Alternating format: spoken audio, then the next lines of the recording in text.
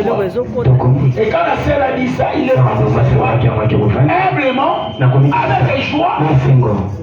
Dis chérie, dis-moi ce que tu veux. Je suis prêt à répondre. Et tous ces gens sont regardés.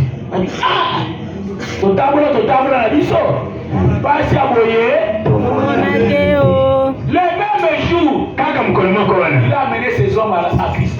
Et tout ça est victoire. Amen. Ce que donc tu m'as pas la salade, à quoi il m'a la mot soit parole.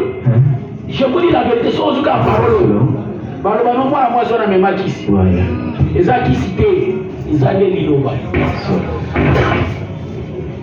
Mobali peso mo zui liloba. Baloba ah. Mobali wa cha mwasi na. Qui cité liloba. Amen. Elobi mobali elobi mwasi.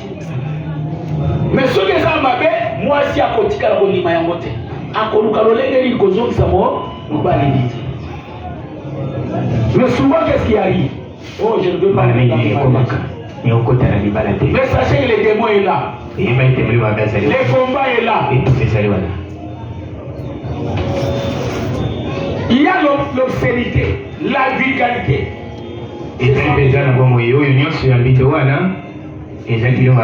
Dans question-réponse sur la Genèse, toujours au paragraphe 63. Genèse. Ce sont des démons qui autrefois. Ils ont autrefois existé et ils entrent dans les gens. Et leur donnent une nature. Sauf moi, c'est comme orgueilleux. Donc, ça, dans le compte, il y a péché le lengon, il y a le fond. Moi, si je suis comme une dumba, il y a des gens qui ont des gens qui on est ensemble. Donc, on dit qu'on appelle c'est la nature. C'est la nature on découvre non, oh, ça, mon livre, ça, mettez ça, mon livre, et il leur donne une nature. Jésus en chassant 7 de Marie de Magdala. C'est ce que nous venons de lire là-bas. Toutes ces choses, voyez-vous, les diables ne nous sera pas tranquille. Parce que nous sommes dans les combats. Lui aussi cherche à ramener un groupe de gens vers nous. Il va tirer les gens. C'est comme nous avons dit les combats. Et c'est des forces. Ceux qui sont du camp de Dieu, ceux qui sont du camp de Dieu, il y a un combat. Les diables veulent vous attirer. Vous attirer, c'est les amener ici. Il faut utiliser la force. Et pour avoir la force, il faut bien manger. Vous savez, quelqu'un qui ne mange pas, est-ce qu'il sera fort? Je vais à mon église et Tony. Mercredi, vendredi.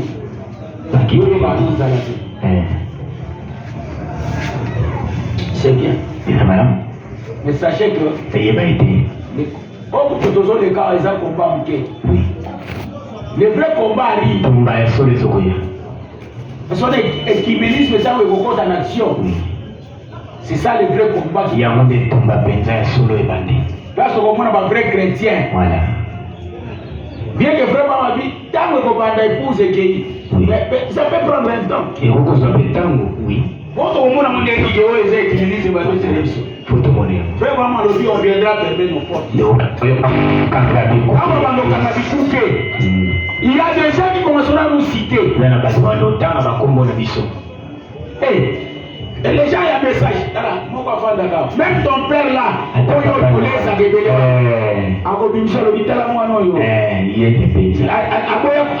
L'église n'a dit Amen. À côté, il y a un eza ngo batatoyo alingaji kuluna te yango eza na mwana kuluna bazoluka bakanga osala nini nana azala na mwana kuluna ye wana bato kosi baye kokende na ye ngola ye ozala ndenge mona biso lelo qui pensait que Dieu pouvait envoyer, pouvait amener un pape des États-Unis être là-bas. Nani abakuru ko banzete nzamba ko mema papa mo États-Unis azala kuna. Parce que cette chose n'existait pas dans les 50 ans. Kabona basina kapte zarekite. Les conclaves étaient seulement pour les Italiens. Kosala vote zarekaka na ba Italie kaka. Qui pensait? Nani abazaki? Seulement nous qui croyons le message. Kaka biso etoni Qui savait la chose. On va évacuer comme. Amen. Amen. Même si les gens m'ont pas aimé pour résoudre les cas. Voilà. Mais sachez qu'il y a un combat qui commence. Quand il y a pas et des ailes tomba moko ibandi. On va nous contraindre. Bako tindi kabisa na makasi. On va nous contraindre. Bako tindi kabisa na makasi. D'entrer dans les Kimeni. Kota na Israël mangomba. Comme je l'ai dit, nous verrons cela. Ningina baki tokomona ngo. On va nous contraindre dans Bako tindi kabisa tokota. Mes bien-aimés frères, si tu ne sais pas faire le combat maintenant, si tu ne parviens pas à vaincre des petits démons maintenant, quand sera dit ce temps-là, parce que là, le vote ne sera pas pour connaître, il faut commencer d'abord à vaincre les petits démons. Et il y a un démon aussi. Qui est probablement le premier de tous les démons. Dans les maladies, c'est les crises cardiaques. Les premiers démons mauvais, c'est les crises cardiaques. La maladie du cœur. Et aujourd'hui, regardez aujourd'hui au Congo, il y en a plein. Les crises cardiaques. Vous te l'avez dit bien. Nous on venait de perdre une belle soeur comme ça là. Pas à Kagame accueilli. Parce que